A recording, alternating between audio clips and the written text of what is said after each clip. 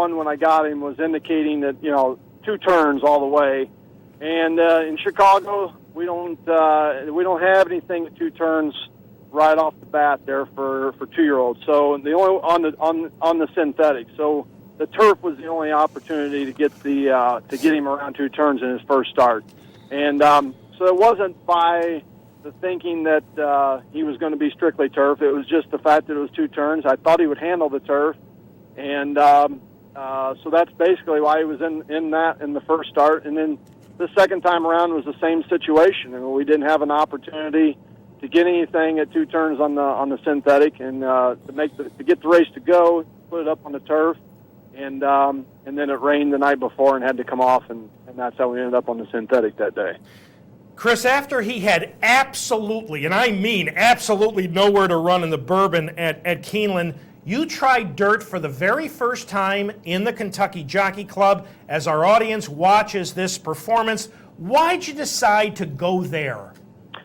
Well, after the race at Keeneland, I'm sure had he been able to get the room he needed and responded down the lane and ran a big race, we might have been thinking the Breeders' Cup 2-year-old juvenile on the turf. But we walked out of that race thinking, okay, we didn't learn a whole lot more today, but let's see if we can get this guy on the dirt, and so we can answer some questions going into his 3-year-old season and whether or not he'll handle the dirt. So the race at Churchill was there, and we sent him to Churchill, trained him over that surface there for 30 days. He trained very, very well over it, and we went in there with not any expectations other than the fact we wanted to see what would happen, and the horse responded quite well in there, and kind of put us in a position of thinking that we should come to New Orleans with him and get him ready for the Risen Star thereafter. Chris, they're heading down the backstretch to the far turn here. You also added blinkers to his equipment for this race. What was the reason for that? Well, in the mornings, we just noticed that he wasn't focusing in totally. He's still, awfully young and wanting to play, and I thought that maybe trying some blinkers in the morning just to see how it would go with him, maybe focus him in a little bit better.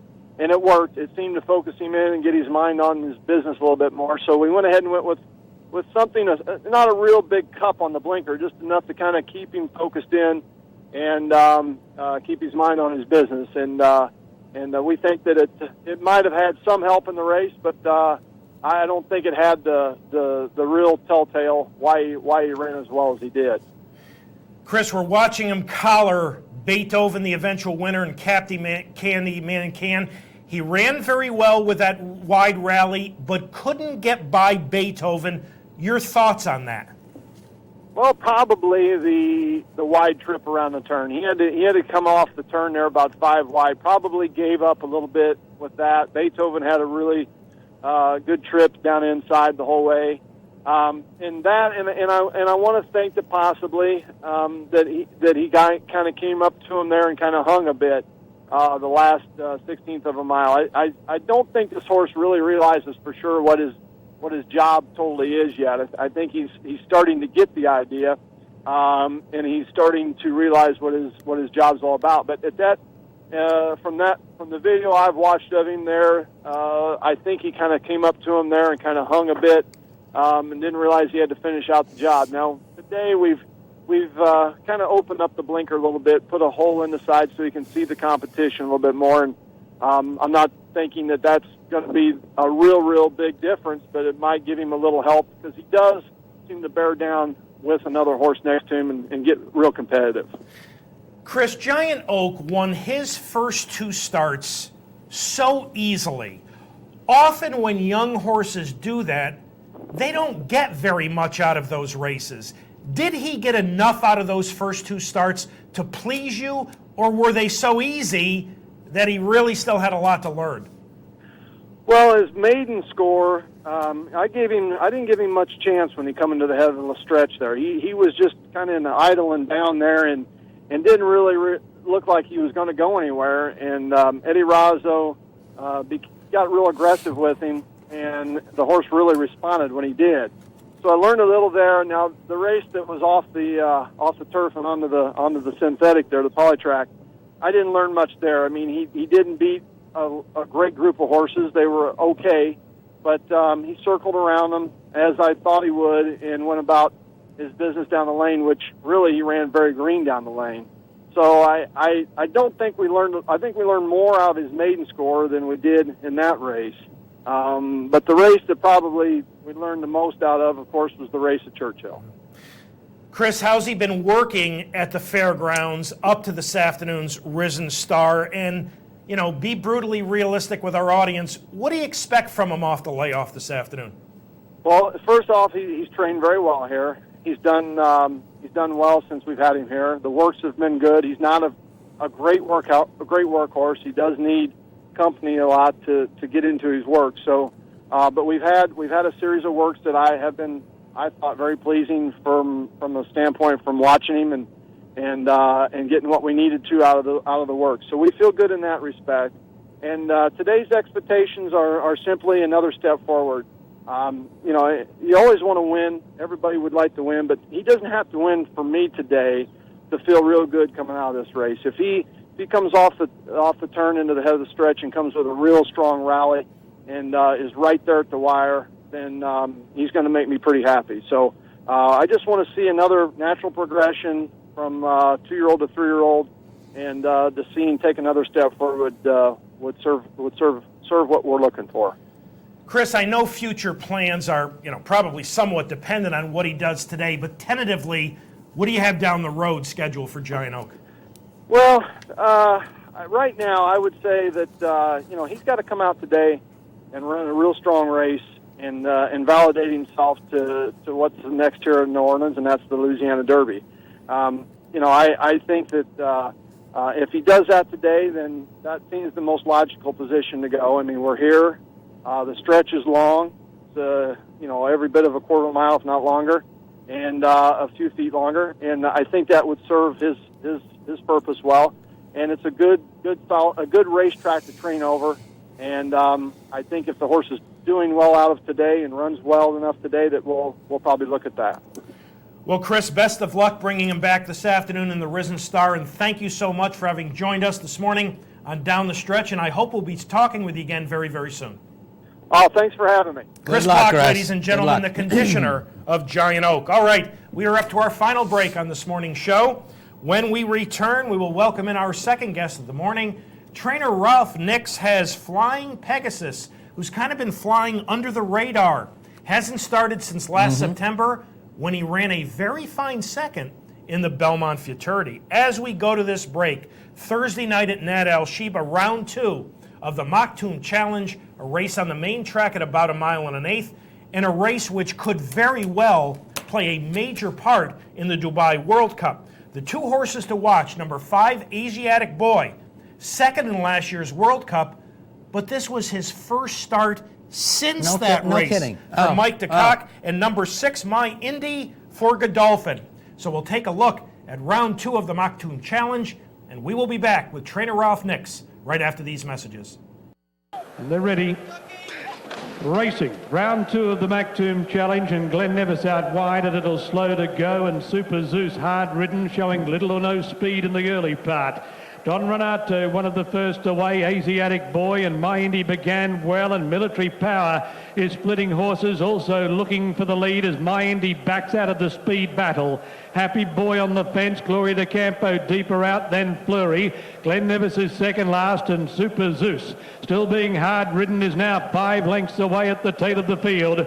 Military Power the leader, 1,250 metres left to go by a neck. Asiatic Boy second, My Indy a length away third, with Gloria de Campo taking closer order on the outside. Don Renato the rail, followed by Glenn Nevis 3 deep on the outside of Fleury and Happy Boy, and Super Zeus is not relishing the dirt and is now 10 lengths away as they approach the corner. Asiatic Boy put his head in front, 850 to run.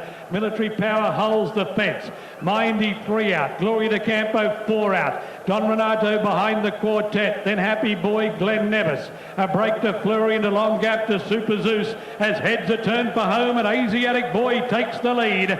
My Indy goes after Asiatic Boy, and the pair of favourites now draw clear of Gloria de Campo. Then Happy Boy and Military Power. Asiatic Boy at the quarter pole. just in front. My Indy is coming after him. Happy Boy goes back to the inside. My Indy takes the lead. 250 metres left to go. My Indy puts his head in front of Asiatic Boy. Happy Boy gets to third. It's My Indy in front. 100 metres out from Asiatic Boy and Happy Boy. My Indy, 3/4 of a length in front. The poster's looming up, and My Indy wins round 2. My Indy first. Happy Boy got up for second. Asiatic Boy third. Then a break to Gloria de Campo, Glenn Nevis, Don Renato, Military Power, Fleury, and Super Zeus came in last of all.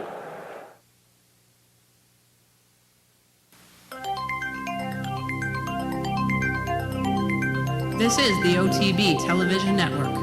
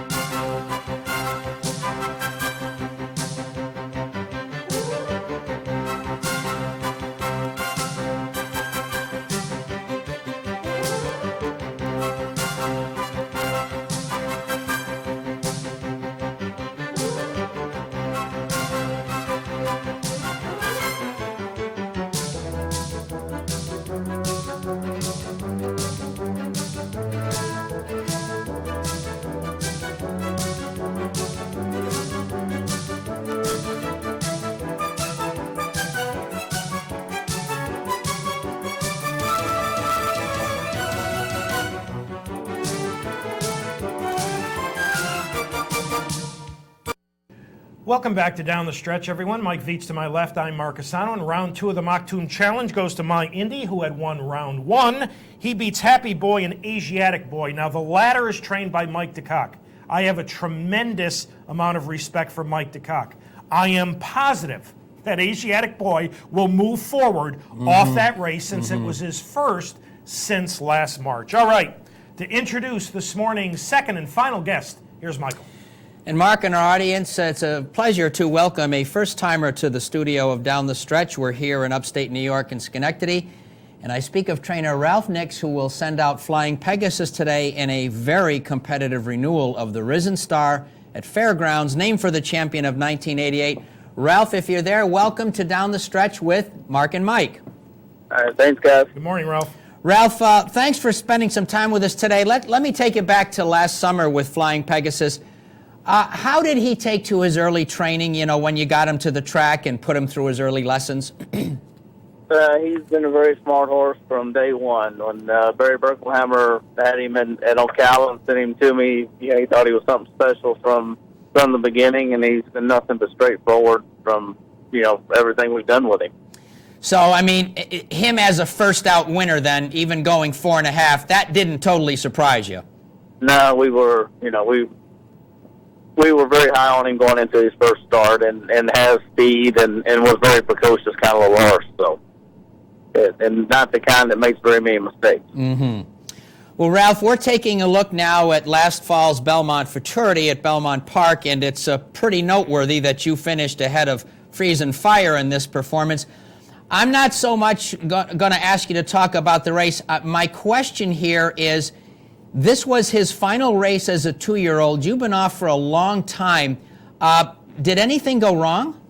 Yeah, we had to do hind ankle surgery on him. He had a precondylar behind, had to put a screw in a hind cannon bone 2 weeks after the Futurity, so he did miss, he has missed a lot of time, and, the calendar, we're, maybe a little bit behind, but he'll still run well today. And folks, we're speaking with Ralph Nix, the trainer of Flying Pegasus. Ralph, what did you do with him after the surgery? Where did he go before he came back to training?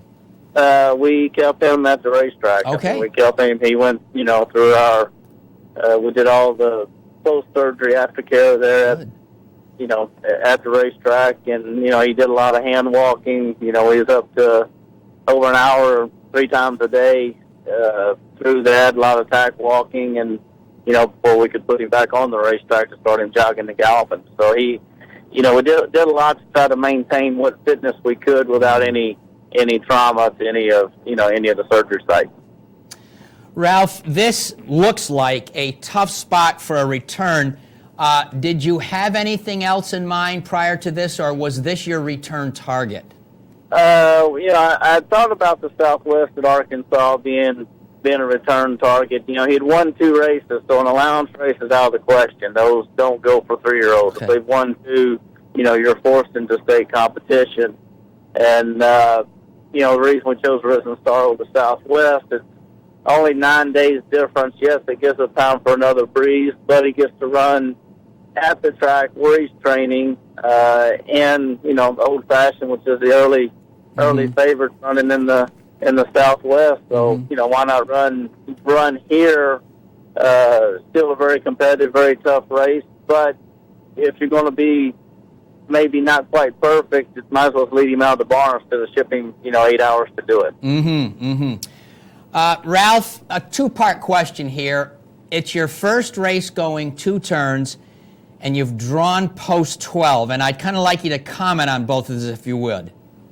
First time going long doesn't bother me as much as the post 12. Post 12 is, that's going to be very difficult to overcome, especially coming off this long of a layoff. Yeah.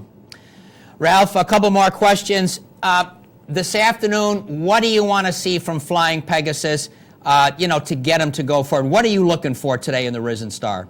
Well, we'd like to get away clean, a stalking trip, and, be able to finish up good. I mean, if he's, everybody wants to win, and that's, our intention is to go out there and get the best race we can. But if he's, top 3 or 4 finish today, I would be happy with that, doing it the right way and coming out of it in good order. Ralph, and finally, for me, there's, 101 plans out there for people trying to make it to the first Saturday in May. If things go the way you'd like them to today, do you have another spot in mind for his second start? Well, I mean, it depends on how the race goes, how he comes out of the race, and if it looks, how he handles the distance, too. I mean, until proven, none of us know how far they're really going to run. I mean, with his daddy winning the Derby, that's a plus for him, and he gets across the ground well. But, if he run well and ran fast, I mean, you've got the Louisiana Derby here. If it wasn't completely happy with it and looks like he's not quite, the top echelon, you got the Illinois Derby at Hawthorne on April 4th. Well, Ralph, for my part, thank you for your candor this morning. Here's my partner, Mark, for a final question or 2. Good morning, Ralph. As a former assistant to Billy Mott, that was a great opportunity for you. Give our audience an idea. What have you taken from those years working with Billy that you've, used on a daily basis since you've been out on your own? Well, I mean, I think it's horsemanship and the ability to be around the good horses. The years working with Billy helps me with a horse like this nowadays. I'm not intimidated by him.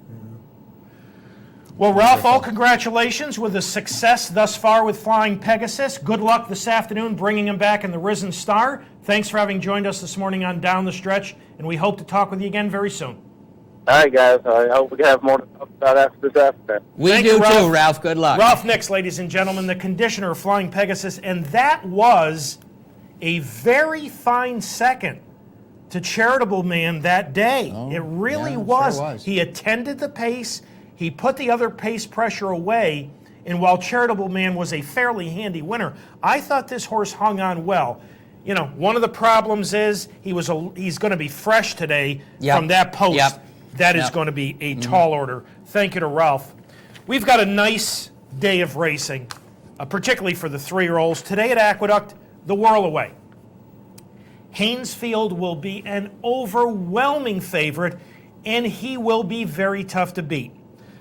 But Bruce Levine has a colt in there by the name of Mike from Queens, who, when they last met, Mike from Queens was involved in a pace battle.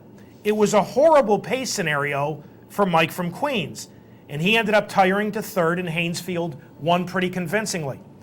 If the pace is a little kinder to Mike from Queens this afternoon, I think he's got a chance to run well and make Haynesfield earn it. At the fairgrounds, of course, we've got the Risen Star with a huge field. What a fine day of racing at the fairgrounds. The Silver Sure thing. Bullet Day, Sure thing. the Mine Chef, really, really good card of racing. Out at Santa Anita for 3-year-olds, the Robert B. Lewis, where Pioneer of the Nile and the aptly named I Want Revenge will square off again because Pioneer of the Nile nipped I Want Revenge in the Cash Call Hollywood Futurity. Then we've got the return of the champ, Stardom Bound in the Las Virgenes. We've got the Stroob for 4-year-olds, and we've got the Thunder Road on the proper surface. And that marks the return of Manba, last year's Bluegrass Stakes hero, owned in part by Schenectady's Don Lucarelli. So it's a very, very nice day of racing, particularly for the 3-year-olds across the country. And tomorrow, of course, the headliner in the San Antonio, your boy Tiago. His first step back on the road to Breeders' Cup 2009, undoubtedly. Wouldn't you like to see, listen, the way this older male division is this year, would you like to see Tiago go to the Dubai World Cup? He's okay on dirt. Yeah, it's a 1.25 miles. Maybe that's what John is thinking. And it won't be against a whole heck of a lot. So it might be a cigar bet in the desert, is To what you're think suggesting. that Tiago I never could thought- win the Dubai. I never These are the thought. things Hey, you gotta- don't denigrate my horse. No, of course not. You're Killjoy. Stop it. And remember, next Friday night, 9 o'clock, Animal Planet, the series on jockeys, which my partner, reviewed at the top of the Sure, show. absolutely. Said he enjoyed it very much. So those Fridays, 9 o'clock, the Animal Planet. Before we leave, a question Yeah. for my partner. Yeah. Big weekend of racing. Off the top of your hat, next week, which of the named horses do you think we're going to be talking the most about? From today's races. From this weekend's races. Wow, that's a heck of a Just question. give it, if you can't even go there, just Haynesfield. I'll say Stardom Bound. Okay. All right. Final reminder for those of you who would like to correspond with us here at Down the Stretch.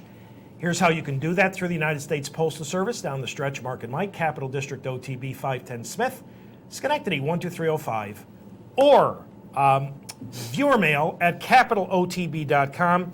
And remember, each and every Thursday night or Friday morning, depends how well the show has come together with the guests, you can go to capitalotb.com, click on Mark Casano Previews Down the Stretch, or click on OTB Handicappers and click on my name, and you can get an advance look at that Saturday's edition of Down the Stretch. So, good weekend of racing. Yes, it is. The champ Stardom Everyone Bound enjoys comes it. back. Yes. Good 3-year-old racing. Yes, it is. Time to thank all the folks who helped get this week's show on the air. Dan Hayes directed, and Pat Peretta and Pete Persico, our associate producer, Julie Hoxie. And special thanks to this morning's guests, a pair of first-timers, Chris Block and Ralph Nix. Have a great weekend. You too. Is it going to be near 40? Is that possible? Oh, it's a regular heat wave here this Just weekend. tremendous. Ladies and gentlemen, thank you, as always, for having joined us this morning on Down the Stretch. Enjoy this terrific weekend of racing here at Capital Coast to Coast. Have a wonderful weekend and a terrific upcoming weekend from all of us here at Down the Stretch. We'll see you next week.